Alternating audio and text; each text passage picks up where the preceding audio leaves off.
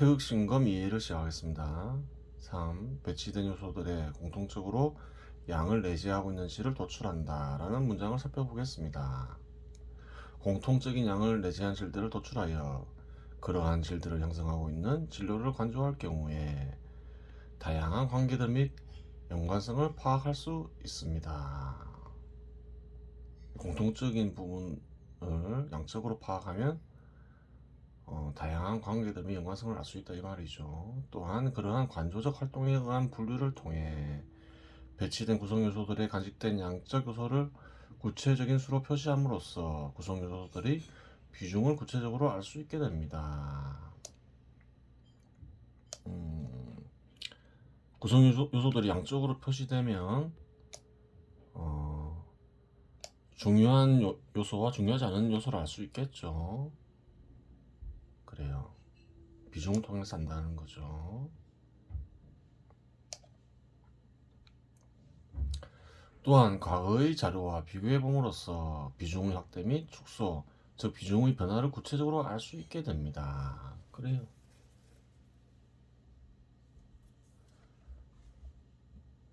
비중의 변화까지 알아야지 변화를 구체적으로 제대로 아는 것이 되겠죠. 그래요. 양적으로 파악하지 않으면 구체적으로 알 수가 없죠. 변화에 대해서 정확하게 알 수가 없는 거예요. 양적인 부분이 굉장히 중요하죠. 또한 어떤 구성 요소가 다른 구성 요소에 영향을 미칠 때 공통적인 양으로 표시되기에 어느 정도 영향을 미치는지 영향력의 정도를 구체적으로 알 수 있게 됩니다. 그래요. 비중도 알 수 있게 되고 영향력의 정도도 알 수 있게 되겠죠. 영향력을 알아야지 그래 변화를 제대로 이용할 수 있을 거 아니에요. 그래요. 영향력을 모르면 제대로 된 어떤 대처를 할 수가 없는 거죠. 영향력이 큰 것을 무시하고 영향이 적은 것에 매달리면 뭐 그래요. 변화에 제대로 대처할 수 없잖아요. 정확하게 알아야 된다는 거예요. 또 모든 것에 대처할 수 없다면 영향력이 큰 것에 집중해야 되겠죠. 그래요. 위에서 살펴보면 양적 요소들의 상당 부분이 화폐로 표시될 수 있다는 사실을 발견할 수 있습니다.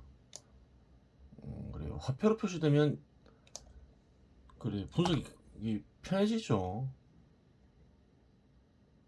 간단하더라도 뭐 화폐로 표시되지 않으면 좀 분석에 제한이 있을 수 있죠. 현 시대는 뭐 어지간한 거는 다 화폐로 표시되죠. 현 시대는 현실을 인식하기가 굉장히 쉬워진 것이에요.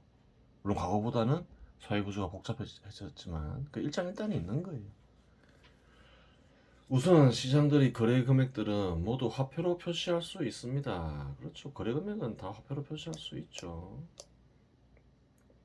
말을 좀 쉽게 바꾸는 거죠.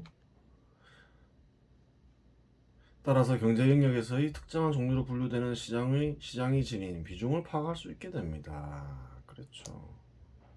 시장도 여러 개로 나누었죠. 구체적인 인식을 위해서 금융상품 시장도 있고 상품 시장도 있고 그래요. 여러 개가 있죠. 활동 시장도 있고 거래 금액을 통해서 시장의 비중을 파악할 수 있는 거예요. 또한 양의 변동을 통해 표준형의 어느 국면인지 파악할 수 있게 됩니다. 그래요. 이제 영역의 상태가 그렇죠. 표준형의 어느 국면인지 파악할 수 있게 됩니다. 표준형에 대해서는 예를 설명했죠.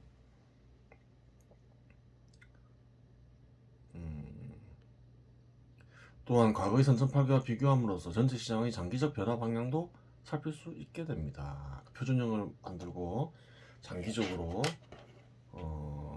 그래요. 기록해 놓으면 표시해 놓으면 과거와 현재를 비교할 수도 있겠죠. 또 동시대에서 각 국가들이 표준형을 만들어 놓았다면 국가들 사이 또 비교할 수 있는 국가들도 서로 비교할 수 있는 거죠. 국가 내에 여러 지역들이 있는데 또 지역별로 표시해 놓으면 그 역시 비교 가능해지는 거죠. 양을 파악할 수 있게 되면 현실에서 필요로 하는 다양한 정보를 얻을 수 있습니다. 그래요. 빼죠. 아까 뺐으니까. 근로자 조합이 발생시키는 손실금액 및 사회적 위력을 통한 추가적 인건비 상승과 같은 요소는 화폐로 표시되는 사회 유지에 필요한 비용이나 총인건비에 영향을 미칠 것이며 상품 시장에도 영향을 미칠 것입니다. 그렇죠. 다 표시해 놓는 게 좋은 거예요. 이런 것들을 자료로 수집해 관계를 수식으로 만든다면 흐름을 파악하고 대응책을 만드는 데 도움이 될 것입니다. 그렇죠. 다 표시해 놓고 누군가가 인과관계를 찾아서 그래요. 인과관계를 밝혀 놓으면 그 대응책을 만드는데 도움이 되겠죠. 뭔가 직관적으로 중요하다 싶은 거는 표시는 놓는 게 좋아요. 그게 좋겠죠. 여기서는 변화의 논리체계의 기틀을 만드는 것이 목적이지 구체적인 완전성을 지닌 경제 영역의 변화 체계를 만드는 것이 목적이 아니니 이 정도로 마치도록 하겠습니다. 자세한 건 안 하겠다는 거예요. 여기서는 예언의 방법에 대해서 얘기를 하는 거지 이런 뭐 경제 영역의 내용을 자세히 분석하는 게 목적은 아닌 것이지요. 그냥 예로서 설명하기 위해서 도입한 것에 부과하죠. 경제 영역의 변화 체계를 만들려면 어떨까요? 거의 뭐 방대한 양이 되겠죠. 그래요. 그 자체로 방대한 양이 된다는 거예요. 마지막으로 4. 공통적인 양을 내재하고 있는 질을 품고 있는 구성요소들이 서로 관계를 맺고 있다면 그 관계를 수식으로 만들어 본다라는 문장을 살펴보도록 하겠습니다. 관계를 수식으로 표현할 수 있다는 거예요. 선천팔계에 의해 만들어진 표준형에 배치되는 구성요소의 양이 그 자체는 큰 의미가 없으나 선천팔계 내에서는 다양한 의미를 지니게 됨을 앞에서 살펴보았습니다. 이러한 이유로 이내 간단한 관계를 나타내는 수식도 그 자체는 큰 의미가 없으나 표준형 속에서 의미가 고찰되는 순간 다양한 의미를 지니게 됩니다. 그 자체로는 의미가 없을 수가 있는데 어떤 구성요소의 양적 요소가 어떤 관계 속에서는 의미가 있을 수 있다는 거죠. 예를 들어 사회 전체에서 일정 기간 발생하는 총이윤을 하나 더 도출하여 다음과 같은 식을 도출했다고 가정해 보겠습니다. 상품 거래대금 마이너스 총인건비 마이너스 총이윤은 총인건비를 제외한 비용. 그래요. 근로자를 분석해서 인건비만 도출할 수도 있고 그래요. 기업을 분석해서 이유만 그래 도출해낼 수도 있겠죠. 근데 관계를 고찰해서 이러한 식을 만들 수가 있다는 거예요. 그래요. 기본적으로 관계는 비례식으로 표시된다 했죠. 비례식이 아니더라도 관계는 이렇게 식으로 표시될 수가 있는 거예요.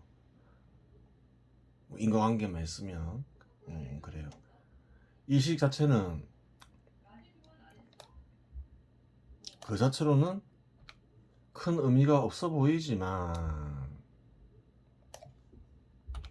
선천팔계 내에 배치되면 순환 과정에서 경제 영역이 어떤 상태에 있는지 알 수 있게 하며 그래요. 이전의 선천팔계들과 비교해 보며 사회 구조가 어떻게 변하고 있는지를 파악할 수 있게 합니다. 그래요. 다 변할 거 아니에요. 상품 거래대금도 바뀌고 총인건비도 바뀌고 그 속에 총인건비를 제외한 비용도 다 바뀔 것이고 그래요. 총인건비를 제외한 비용은 이제 그래요. 투입되는 자본이거나 축적되는 자본이겠죠. 일정 기간. 그래요. 그렇게 되는 거예요. 또 총윤이 어떻게 변했는지, 총인건비가 어떻게 변했는지, 상품거래 대금이 어떻게 바뀌었는지 이런 걸 다 파악할 수 있는 거죠. 이 식 속에서.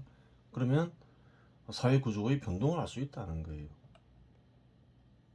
이전의 선천팔계들과 비교해 보면 사회 구조가 어떻게 변하고 있는지를 파악할 수 있게 합니다. 또한 경제 영역에 문제가 있다면 비교를 통해 문제점을 찾아내는 것도 가능하게 합니다. 그렇겠죠.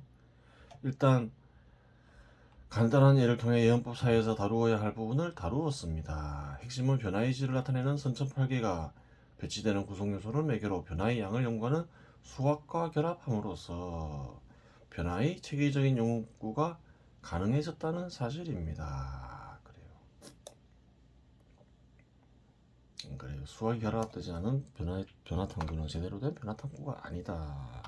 그 얘기를 하고 있는 거죠.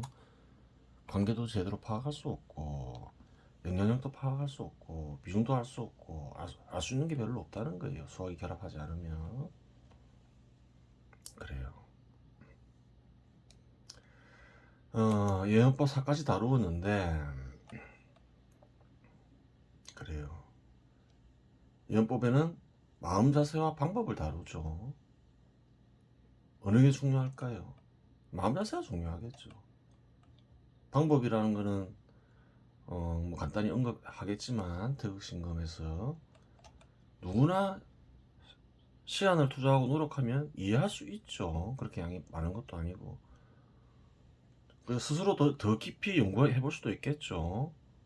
탐색해 볼 수도 있어요. 연구하면서 더 좋은 방법도 만들어낼 수 있겠죠. 여기서는 기본적인 것만 다루겠죠. 그럴 수 있는데 마음 자세를 보면 어떤가요?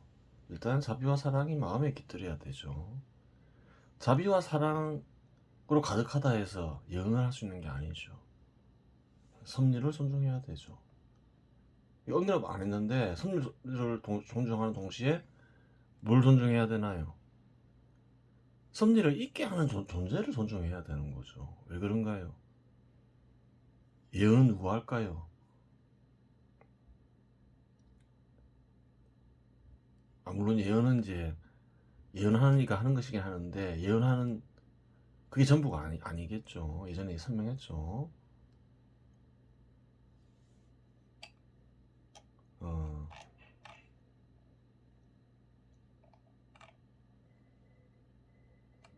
영혼이 있는데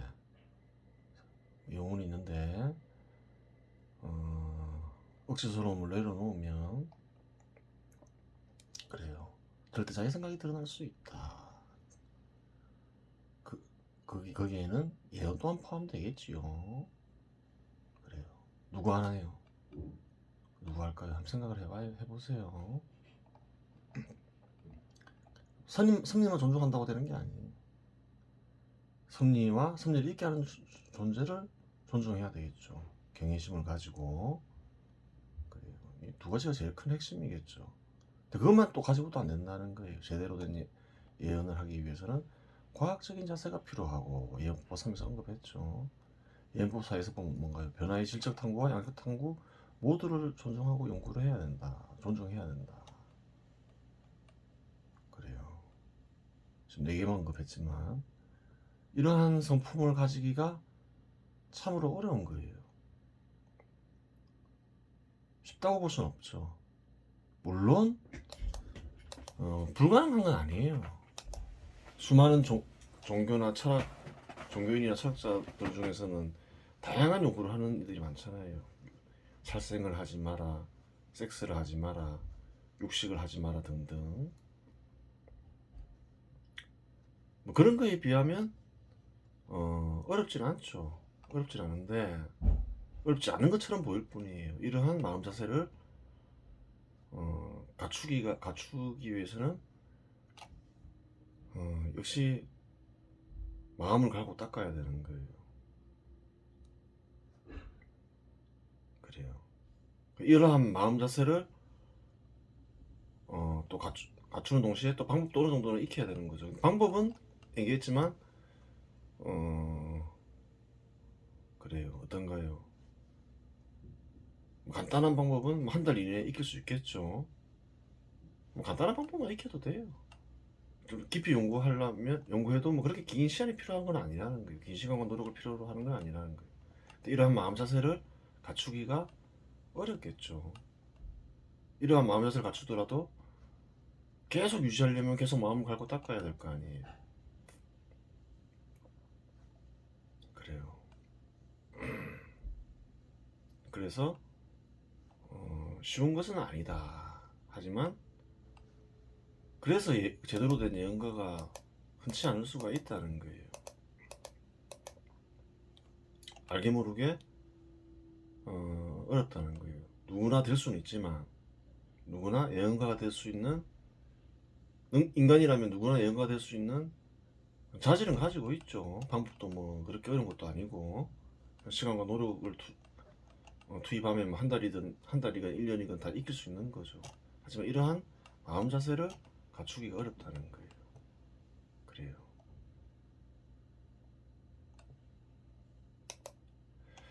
그래요. 이번 시간은 여기서 마치도록 하겠습니다.